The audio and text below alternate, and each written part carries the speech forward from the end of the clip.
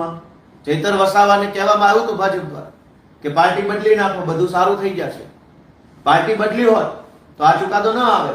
એનો અર્થ એ થયો કે ચૈતર વસાવાને ફસાવવા માટે સરકારી તંત્રનો દુરુપયોગ કરવામાં આવ્યો છે અને કોઈ પણ રીતે ચૈતર વસાવા એની રાજકીય કારકિર્દી ખતમ થઈ જાય, ચૈતર વસાવા આદિવાસીઓ માટે બોલતો બંધ થઈ જાય, ચૈતરભાઈ મુદ્દા ઉઠાવતા બંધ થાય, એનું મોઢું બંધ કરવા માટે, એને ઝુકાવી દેવા માટે, એની રાજનીતિ બરબાદ કરવા માટે થઈ આ ષડયંત્ર કર્યું છે. પણ અમે આમ આદમી પાર્ટી, અમારી આખી ટીમ ચૈતરભાઈ વસાવાની સાથે છે, આદિવાસી સમાજ ચૈતરભાઈની સાથે છે.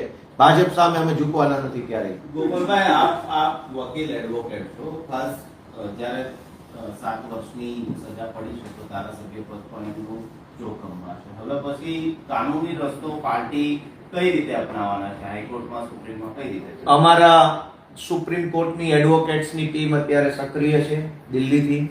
અમારા ગુજરાત હાઈકોર્ટના એડવોકેટ્સ પુનિતભાઈ જુનેજા, ઓમભાઈ કોટવાલ, દિવ્યેશભાઈ સહિતની અમારી ટીમ, પ્રણવભાઈ, બધા એક્ટિવ છે. હું પોતે પણ આમાં એક્ટિવ છું.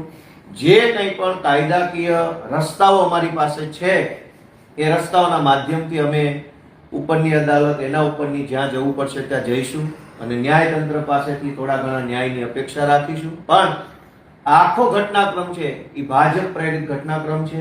ચૈતર વસાવા જ કે ગુજરાતના ઇતિહાસમાં અનેક કાંડ, કૌભાંડ ને દુર્ઘટનાઓ બની છે, હજારો ઘટના બની છે, કોઈને સજા નહીં.